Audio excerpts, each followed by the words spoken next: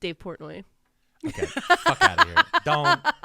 Don't compare. No, I'm not. I'm saying I was trying to circle back because you were talking about influencers who lost a lot of money in the stock market. And famously, he just keeps making TikToks crying that he's losing money. Yeah. And it's hilarious. Yeah. Because he's so delusional. Yeah. He keeps being like, I lost $7 million. No, then at one point he was like, I lost $20 million. And he doesn't realize that some of us don't have more than like $50 in our checking account. Yeah. And he's crying about millions of dollars. Many of which are his actual listeners. Like, that's the one thing that gets me with all of these different guys. It was like with Tim Pool, when Tim Pool bought the skate park. Yeah. Remember that? You explained that to me, yes. Yeah. I don't know if I've ever talked about it on the pod, but Tim Pool heard about this skate park in West Virginia. Mm-hmm. It was like a DIY skate park. And Tim Pool like loves skateboarding. And that was like, before he left the left, was like, I'm super into skateboarding. It's where I wear a beanie. And I thought he was bald. That too. Okay. But you know, because he's a bald-faced liar.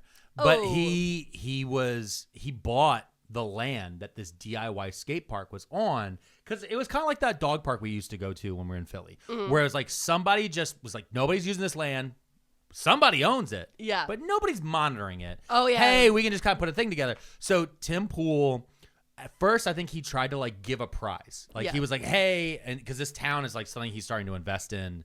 And because he's like, I'll buy into West Virginia because West Virginia is so Republican and all this stuff. But like, again, he's in a place where people live, and that where people live typically isn't Republican. Yeah. And so like wherever he was trying to buy, like, you know, doing this stuff, he like tried to give prize. And all the guys who are actual skaters, who are like actual skaters, anarchists, just people who are living, are like, nah, fuck you, dude. We don't want this. Also, like, you're hyper political, and like that's gonna make this political. Yeah. We don't want anything to do with you. And so he was like, oh, you don't want to take my money? Well, I bought the whole skate park. And everyone's like, all right, fine, we'll go somewhere else. Yeah, it's such dork behavior. But it's just such nerd behavior, just like Elon buying Twitter and all these other different type of things. But again, it's these guys, it's like, you have this much money. You weren't like, hey, I'll start a nonprofit that we can start a board for. I know whose fault this is. Batman. Because when we've watched Batman, every time I've watched Batman from the beginning of the time, I've said, if I had that much money, if I'm Bruce Wayne, and I have all this money, I'm not buying fancy costumes and fancy motorcycles to go help people by beating up poor people. I would donate money to different programs and help build up the infrastructure for schools, for food banks, for all these things to help the community. Just, I want to go out at night and beat up people for street crime is an insane way to use that amount of wealth. And so these guys are like, Batman's the good guy. No. And they're like, oh, I'm going to go help the community by buying things with all of my money and then taking it away from the community and ruining it. Like, if you wanted to help people, but they don't want to help people. They just want to have a big dick measuring contest. But the thing is, they got small dicks. That's true. And no hair. That's true. Which is crazy. Like, at least you don't even know who I'm talking about, because it'd be any of them. I know, it really is. The ones who are like, hey, I have hair. It's like, no, you went to Turkey. Yeah. But no, there's anything wrong with that. Listen, first thing, Mrs. P. Yeah. Mrs. Pearlmania. Yeah, that's me. Good little rant. Thank you. Honestly, you are correct, though.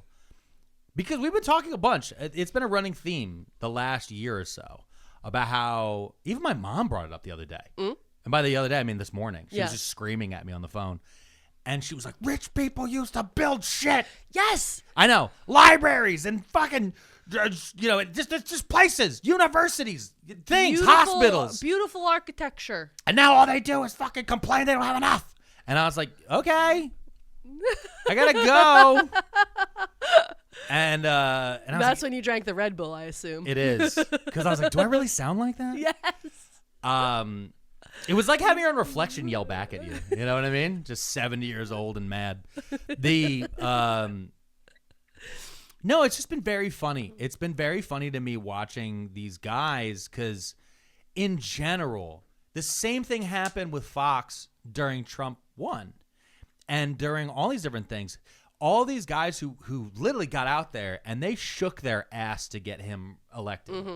They made so many promises. There's so many clips. They blamed so many other groups of people. They blamed everyone for all of the problems that actually at the time, looking back, were not problems. No.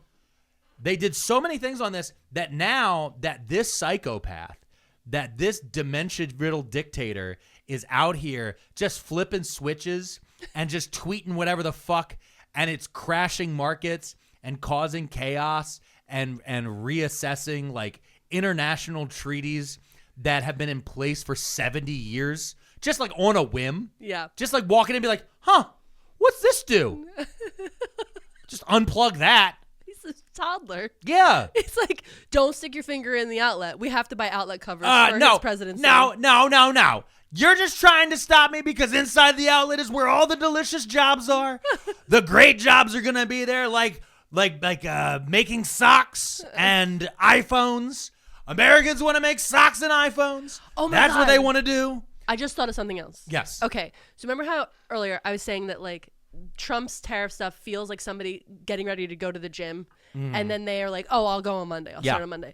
It's also like, theoretically, if you wanted to bring manufacturing jobs back to America, you would start by creating a great place for manufacturing jobs to start. So you'd like build out the infrastructure and you'd create those jobs and you would give the tax write-offs or whatever to make companies want to build these warehouses and jobs and all that. You would have more trains. You would have more trains. Oh, you'd have so many more trains. You would just have a lot of trains. There's so many trains. God damn it, you need more trains. And so you would do all of this for maybe like a decade. Yeah. And then you could then put tariffs on to kind of push it, just edge it a little bit. Yeah. But you'd have to actually already have. You would have to do that first. Yeah. And it's like this idea of like when you start going, there's people that like when you start going to the gym, you go and you buy all the workout outfits. You go to Aloe and you buy all the fanciest Lululemon. Yeah. And then you buy the cool duffel bag. Don't forget the gloves. The gloves. You gotta get the high-end gloves. The new water bottle. And you buy all the stuff,